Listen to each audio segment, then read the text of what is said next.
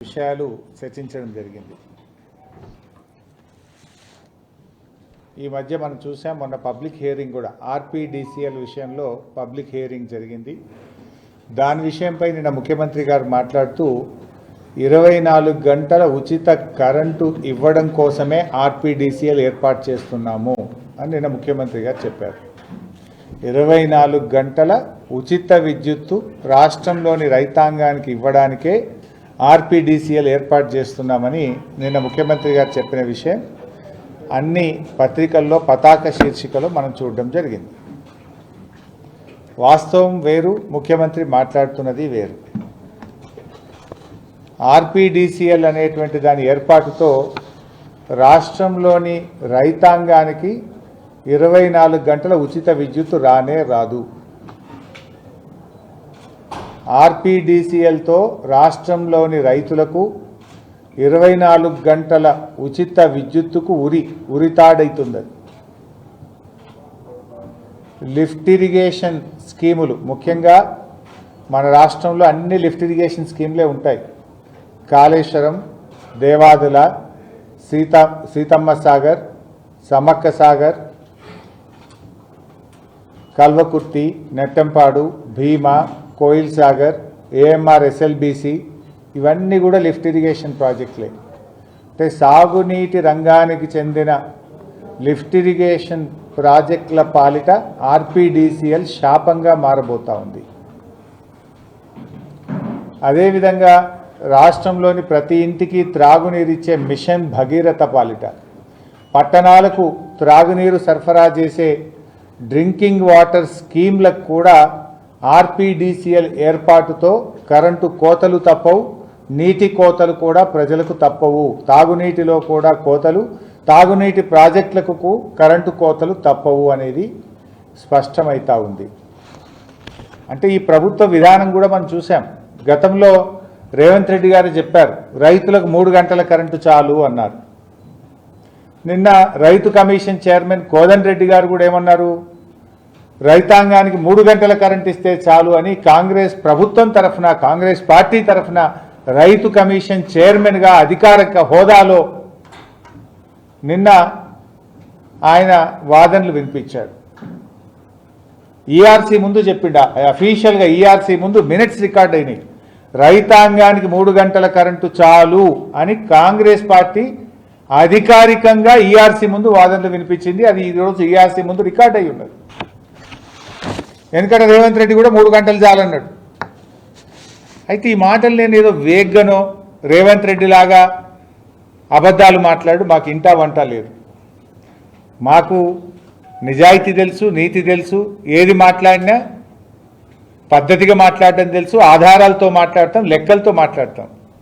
రేవంత్ రెడ్డి లాగా బట్టగాల్చి మీదేయడమో, అబద్ధాలు మాట్లాడి పబ్బం గడుపుకునేం మాకు ఇంటా వంట లేదు. ఈరోజు రేవంత్ రెడ్డి గారు నేను ఎందుకు అడుగుతున్న మాట అంటే, నేను ఛాలెంజ్ చేస్తున్నా రేవంత్ రెడ్డిని, నువ్వు 24 గంటల ఉచిత విద్యుత్తు ఈ తెలంగాణ రాష్ట్ర రైతాంగానికి ఇస్తేనే ఓటు అడుగుతా అని చెప్పు దమ్ముంటే, లేకపోతే ఓటు అడగను అని చెప్పు నీకు దమ్ముంటే. I'm challenging Revanth Reddy. అసలు ఇప్పుడే వస్తలేదు, మీరు బాండి బిడ్డ, చాలు డిస్టర్బ్ చేయ, ఒకటి తీసుకొని పోవాలి, ఊకేం డిస్టర్బ్ రా బిడ్డ. ఇప్పుడే రావట్లేదు. రాష్ట్ర రైతాంగానికి ఈరోజు ఏ ఊరికన్నా పోదాం. ఈ మధ్యకాలంలో నేను నర్సాపూర్ సబ్స్టేషన్కి వెళ్ళినా, జహీరాబాద్ సబ్స్టేషన్కి వెళ్ళినా, సిద్దిపేటలో సబ్స్టేషన్కి వెళ్ళినా, ఎక్కడికి వెళ్ళినా రైతులకు ఈరోజే 13 గంటలకు మించి కరెంట్ రావడం లేదు. 13 అవర్స్ కూడా కరెంట్ రావడం లేదు ఈరోజు. నువ్వేదో 24 గంటల ఉచిత విద్యుత్తు ఇవ్వడానికి నేను ఆర్పీడీసీఎల్ పెడుతున్నా అని చెప్పినావు. నువ్వు వచ్చిన తర్వాత 24 గంటల ఉచిత విద్యుత్తుకు మంగళం పాడినావు. ఈరోజు రాష్ట్రంలో ఎక్కడ కూడా రైతులకు 13 గంటల ఉచిత అంటే మించి ఉచిత విద్యుత్తు రావడం లేదు.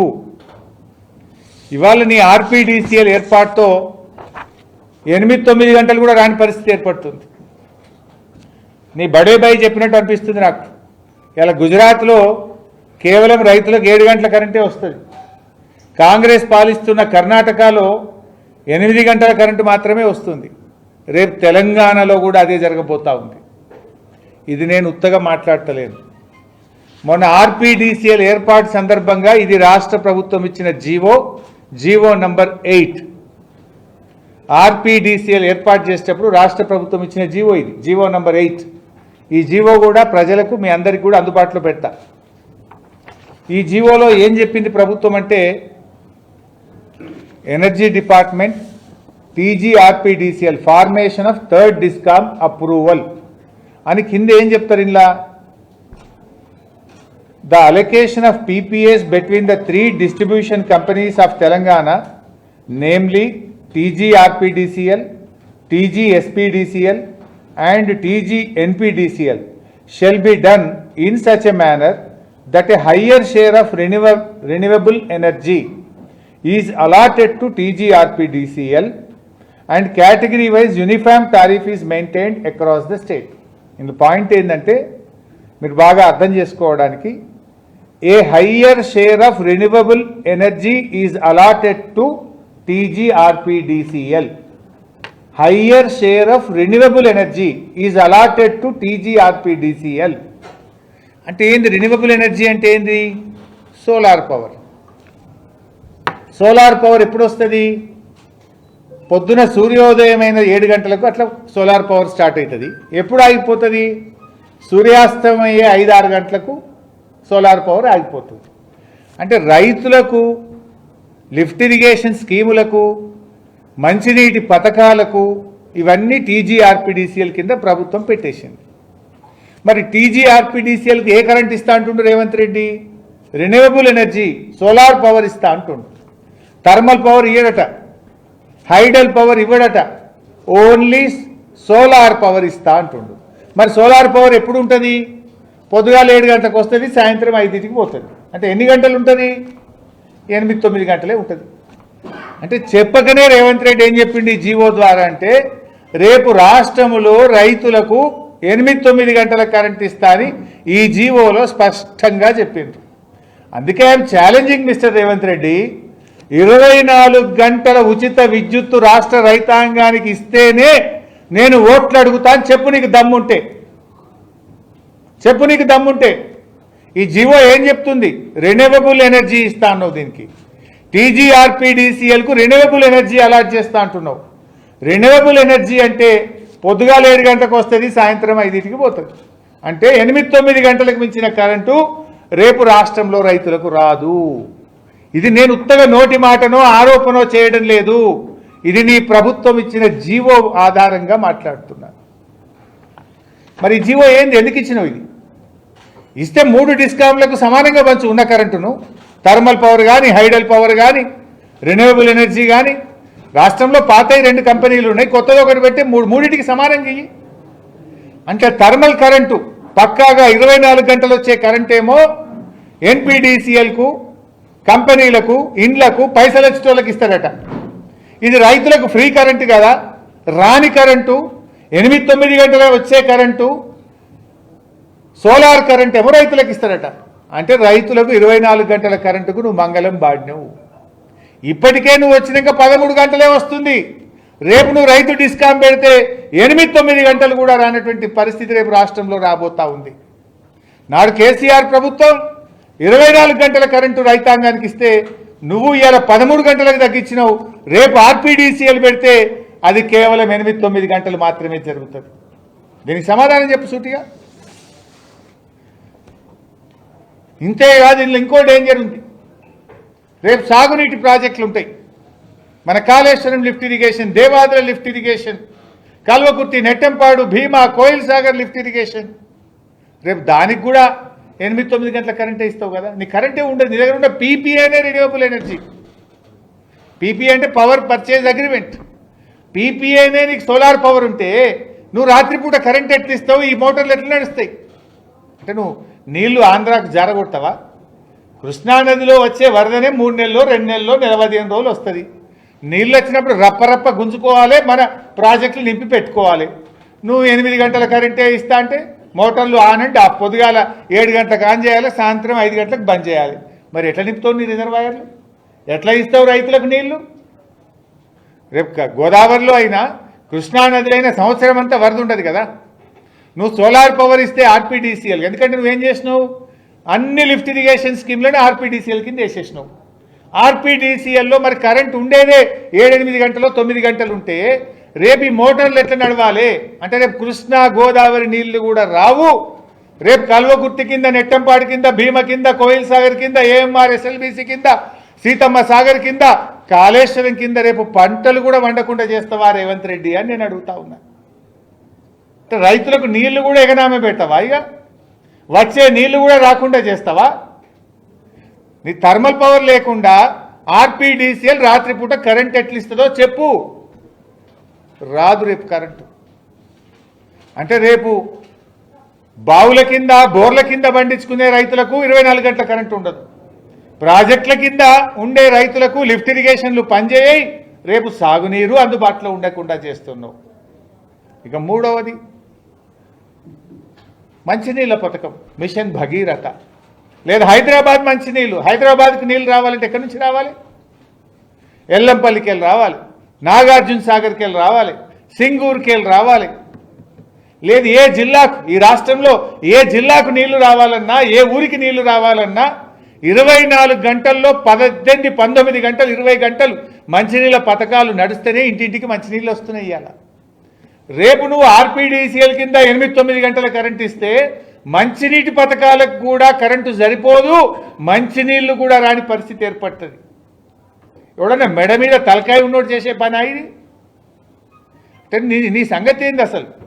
రైతులకు కరెంటుకు దూరం చేస్తున్నావు, సాగునీటికి దూరం చేస్తున్నావు, ప్రజలను మంచినీళ్ళకు కూడా దూరం చేస్తావా? ఇది నేను ఉత్తగా చెప్తలే, నీ జీవోలోనే ఉంది రెన్యూవబుల్ ఎనర్జీ ఇస్తా. రెన్యూవబుల్ ఎనర్జీ అంటే సోలార్ పవర్. సోలార్ పవర్ అంటే పొద్దుగాల 7-8 గంటలకు వస్తుంది, సాయంత్రం బంద్. ఏడైనా మబ్బులు పడతాయి, మబ్బులు పడితే మరి మంచినీళ్ళు వద్దాయి ఆ రోజు? ఏడైనా ఎండ రాదు, మబ్బులు పడతాయి చలికాలం, మబ్బులు పడితే మరి మంచినీళ్ళు నడవద్దా? పథకం స్కీమ్ నడవద్దా? కరెంట్ ఎట్లా ఇస్తావు? అంటే నీ నిజాయితీ లేదు నీలో నీకు చిత్తశుద్ధి లేదు. ఇలా ఆన్ అండ్ ఆఫ్ పద్ధతిలో మోటార్లు నడిపితే, లిఫ్ట్ ఇరిగేషన్ స్కీములు నడిపితే మోటార్లు ఖరాబ్ అవుతాయి.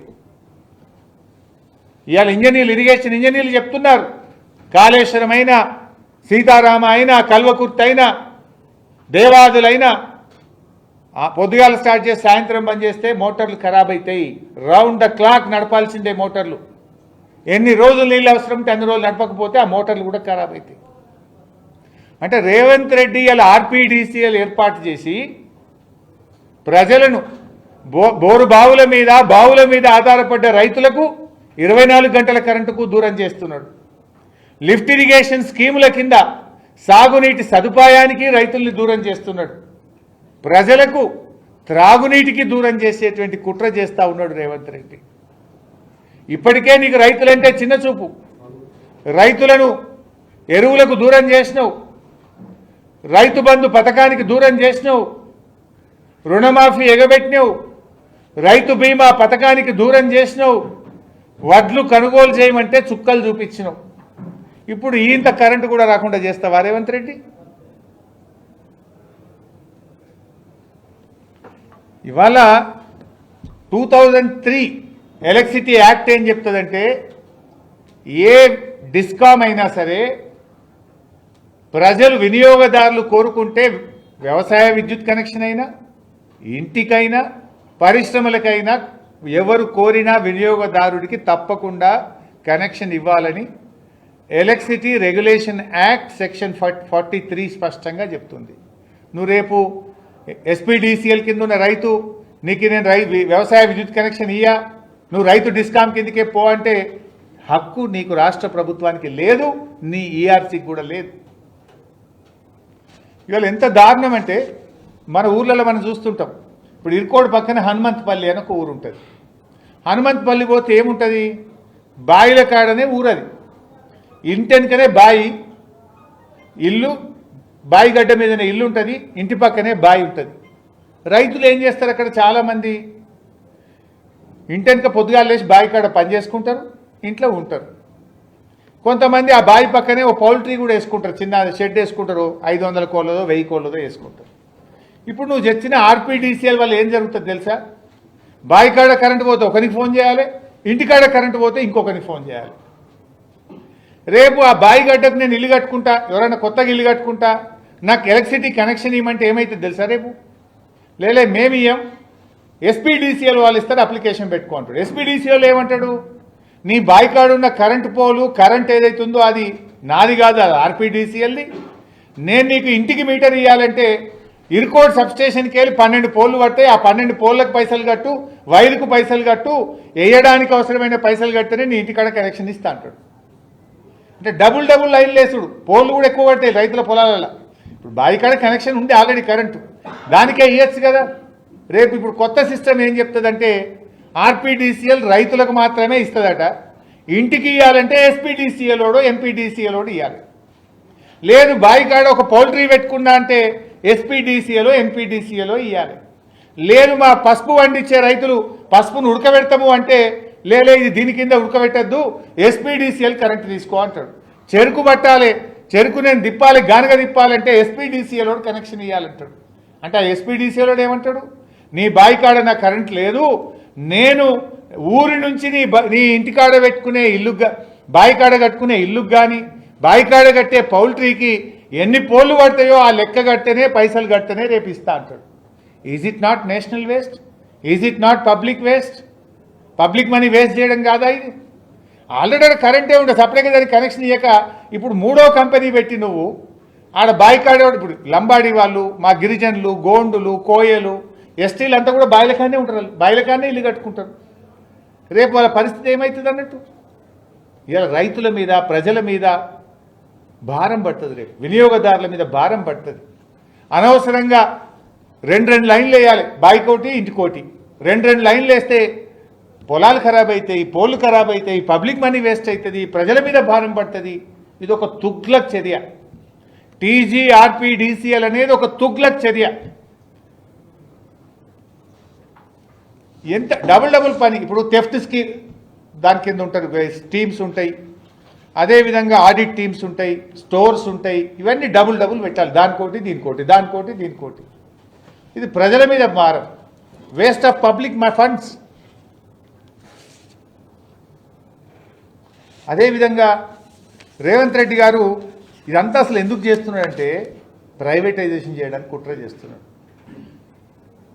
రేవంత్ రెడ్డి నేను డిమాండ్ చేస్తున్నా, నువ్వు అసెంబ్లీ పెట్టు, దీని మీద చర్చ పెట్టు, come on let us call for the assembly. రాష్ట్రంలో 70-80 లక్షల మంది రైతులకు సంబంధించిన ప్రధానమైన సమస్య మీద నువ్వు అసెంబ్లీ పెట్టకుండా ఎందుకు చర్య తీసుకుంటున్నావు? ఎందుకు నిర్ణయం తీసుకుంటున్నావు? అసెంబ్లీ పెట్టి చర్చ పెట్టు, దీని మీద నిజాలు మాట్లాడదాం అసెంబ్లీలో.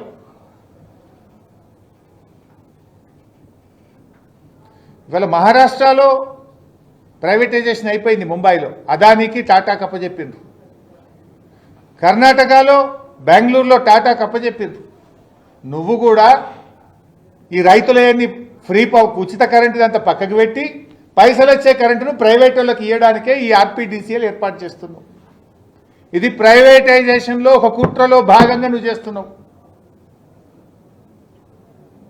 ఆ 2 డిస్కామ్లు నేను ప్రైవేటైజ్ చేయను అని ప్రజలకు మాటిను, ఆ 2 డిస్కామ్ల మీద కొత్తగా అప్పులు చేయను అని ప్రజలకు మాటి, అప్పులు చేస్తావు మళ్ళీ నువ్వు కొత్తగా 1000 కోట్లు.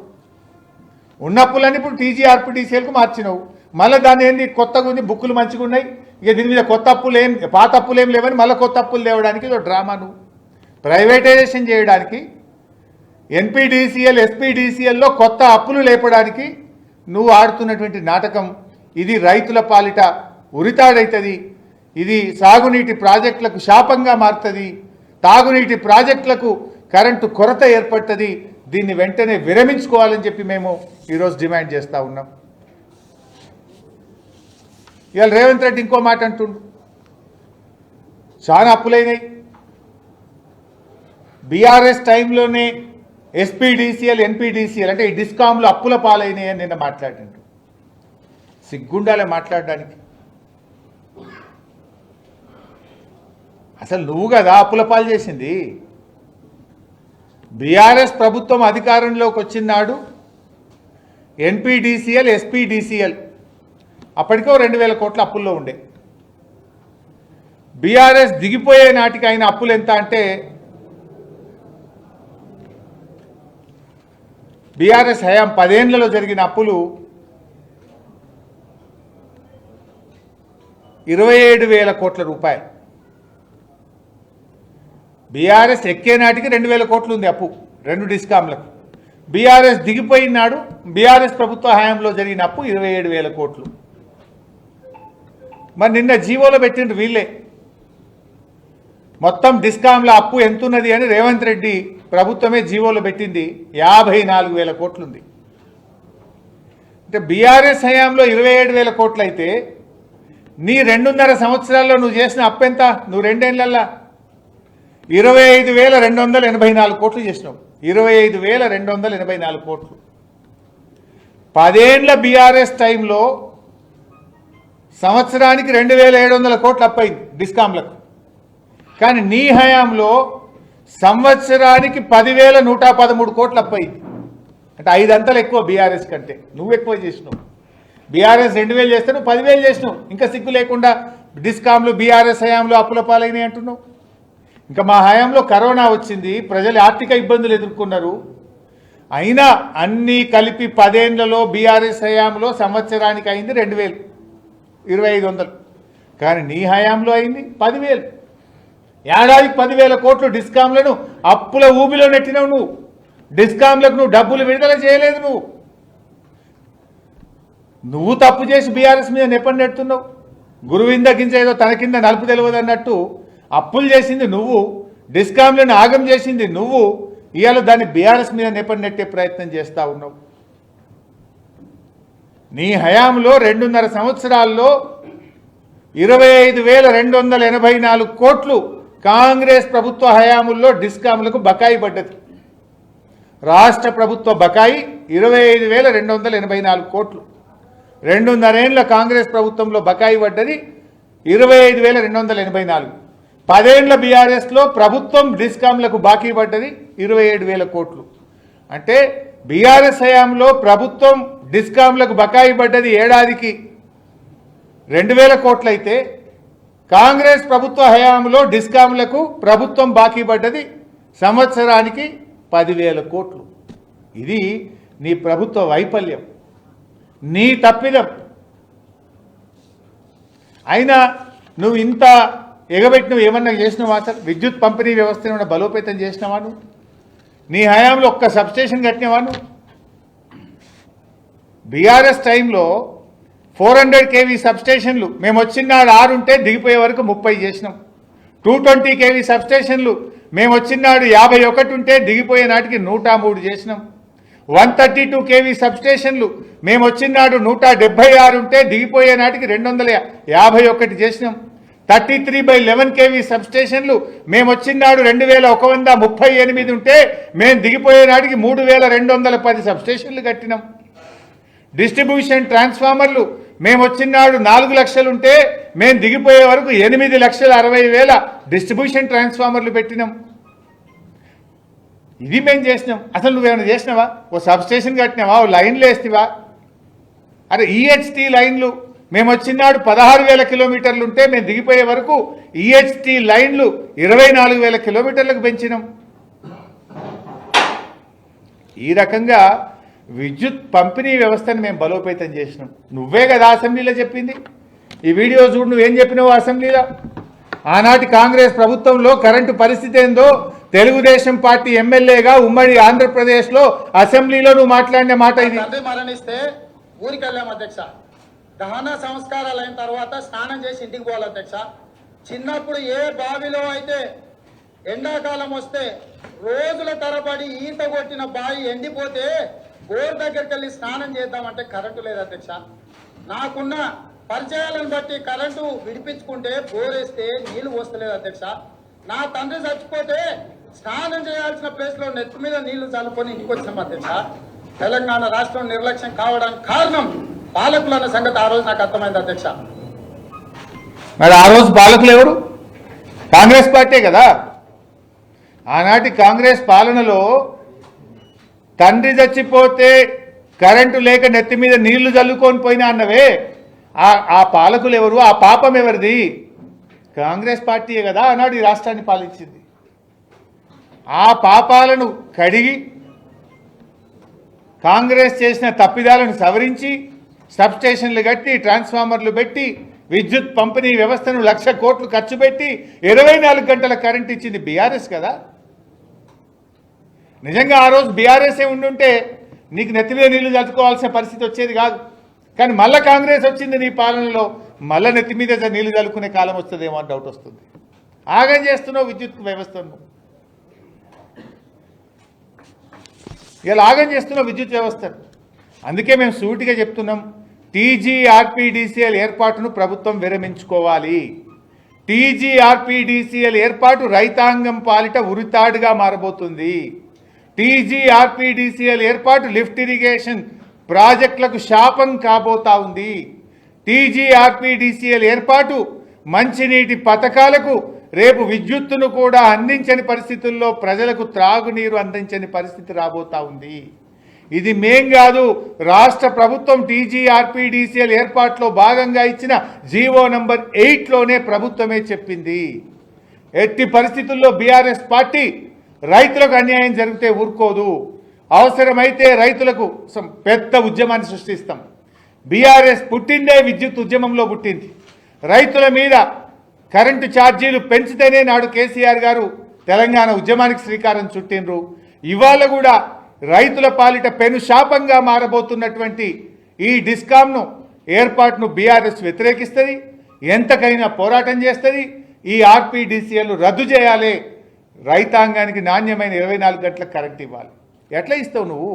రెన్యూవబుల్ ఎనర్జీ ఇచ్చిన తర్వాత అది వచ్చేదే పొద్దుగాల, ఎండ వచ్చినాక కరెంట్ వస్తుంది, ఎండ పోగానే పోతుంది. దానికి ఇచ్చే కరెంటే సోలార్ కరెంట్ అయితే 24 గంటల కరెంట్ ఎట్లా వస్తుందో రేవంత్ రెడ్డి చెప్పాలి. డైలాగులు దంచుడు కాదు. 24 గంటల ఉచిత విద్యుత్తు రైతులకు ఇవ్వకపోతే వచ్చే ఎన్నికల్లో ఓటు అడగను అని చెప్పి ప్రమాణం చేయాలి అని నేను ఈరోజు ఆయన డిమాండ్ చేస్తా ఉన్నా. Right brother. నిన్న సీఎం గారు మాట్లాడుతూ మీ మీద కూడా కొన్ని సంచలనమైన కామెంట్లు చేశారు. అంటే దాని మీద మీ ఇప్పుడు రేవంత్ రెడ్డి అంటే ఆయన ఓ చిల్లర, ఆయన ఇప్పటికీ చాలాసార్లు చిల్లర మాటలు మాట్లాడిండు. ఆయన మాటకు క్రెడిబిలిటీ ఉంది అసలు? 4 పార్టీలు మారినోడు, రోజుకు 4 అబద్ధాలు మాట్లాడేటోడు, 400 అబద్ధపు హామీలు ఇచ్చి అడ్డదారిలో అధికారం ఎక్కినోడు, 15 ఆగస్టు కల్లా రుణమాఫీ చేస్తా అని దేవుని మీద ఒట్టుబెట్టి మాట తప్పినోడు, సిద్దిపేటకు వచ్చి ఆయిల్ పంప్ ఫ్యాక్టరీ ఇనాగ్రేషన్ సందర్భంగా 45 రోజుల్లో 9,000 కోట్లు రైతుల అకౌంట్లలో రైతు బంధు డబ్బులు వేస్తా అని మాట తప్పిన ఈ రేవంత్ రెడ్డి మాటలకు విలువ ఉన్నదా? అబద్ధాలు చెప్పుడు, అడ్డమైన మాటలు మాట్లాడుడు, అడ్డదారిలో అధికారాన్ని అనుభవించుడు, అబద్ధాల గారెడితో కాలం వెల్లదీసుడు తప్ప నువ్వు చేసింది ఏమైనా ఉన్నదా రేవంత్ రెడ్డి? దేవుని మీద ఒట్టుబెట్టి, కనబడ్డ దేవుని మీద ఒట్టుబెట్టి రుణమాఫీ ఎగబెట్టింది నువ్వు కాదా? సిద్దిపేటకు వచ్చి 45 రోజుల్లో రైతు బంద్ వేస్తా అని 65 రోజులైనా రైతు బంద్ ఎగబెట్టింది నువ్వు కాదా? అసలు నువ్వు ఎన్ని అబద్ధాలు? అసలు 4 పార్టీలు మారింది నువ్వు, పూటకో పార్టీ మారి ఏ ఎండకు ఆ గొడుగు పట్టే రేవంత్ రెడ్డి నా గురించి మాట్లాడతాడా? నేను ఇప్పటికి 100 సార్లు చెప్పిన, నా జీవితం అంతా కేసీఆర్, నేను బతుకున్నంత కాలం బీఆర్ఎస్ అని 100 సార్లు చెప్పినా, ఇంకా 100 సార్లు చెప్తా. నువ్వేంది చిల్లరోడివి? నువ్వు అసలు నీకు నా గురించి మాట్లాడే నైతికత తక్కువ ఉందా? ఇందాకే అన్న కదా, గురువింద గింజ తన కింద నలుపు తెలియదు అన్నట్టు పార్టీలు మారిన రేవంత్ రెడ్డి ఒకే పార్టీ జీవితం అంతా, పుట్టుక బీఆర్ఎస్లోనే, చావు బీఆర్ఎస్లోనే అని గతంలో చెప్పినా మళ్ళీ చెప్తున్నా. కొత్తగా చెప్పేదేముంది? నువ్వు పూటకో పార్టీ మారుతావు. ఇవాళ కూడా కాంగ్రెస్లో ఉన్నావు, మోడీ గారి పాట పాడుతున్నావు, బీజేపీ పాట పాడుతున్నావు. నువ్వు రేపేడుంటావో తెలియని నువ్వు నా గురించి మాట్లాడేది? నైతికతకు, నిజాయితీకి నేను కట్టుబడి ఈ రాజకీయాల్లో పనిచేసిన, విలువలతో ఉన్నాం. నీకో విలువలే లేవు నీకు. అసలు నీ ఇంటి పేరు మార్చుకో, యనుమల రేవంత్ రెడ్డి కాదు, అబద్ధాల రేవంత్ రెడ్డివి నువ్వు. నీ ఇంటి పేరు మార్చుకోవాలి నువ్వు. ఎన్నికలప్పుడు నువ్వు చెప్పినటువంటి అబద్ధాలు నమ్మే ప్రజలు మోసపోయినరు. ఇవాళ ముఖ్యమంత్రి కుర్చీలో కూర్చొని కూడా అబద్ధాలే మాట్లాడుతున్నావు నువ్వు. ఒకవైపు జీవో రెన్యూవబుల్ ఎనర్జీ అంటావు, ఇంకోవైపు 24 గంటల ఉచిత కరెంట్ ఇస్తా అంటావు. ఎక్కడికెళ్ళి ఇస్తావు? రెన్యూవబుల్ ఎనర్జీ అంటేనే నీకు నీ ఆర్పీడీసీఎల్కు ఎండ కొడితే కరెంట్ వస్తుంది, ఎండ పోతే కరెంటు పోతుంది. ఇక దానికి 24 గంటల కరెంట్ అడికెళ్ళిస్తావు. పచ్చి అబద్ధాలు మాట్లాడుతావు రేవంత్ రెడ్డి. చిల్లర మాటలు మానుకో. చిల్లర బుద్ధి నీది, చిల్లర ఆలోచనలు నీది, పార్టీలు మారే గుణం నీది. నీతి నిజాయితీ విలువలతో కూడిన మేము. Thank you.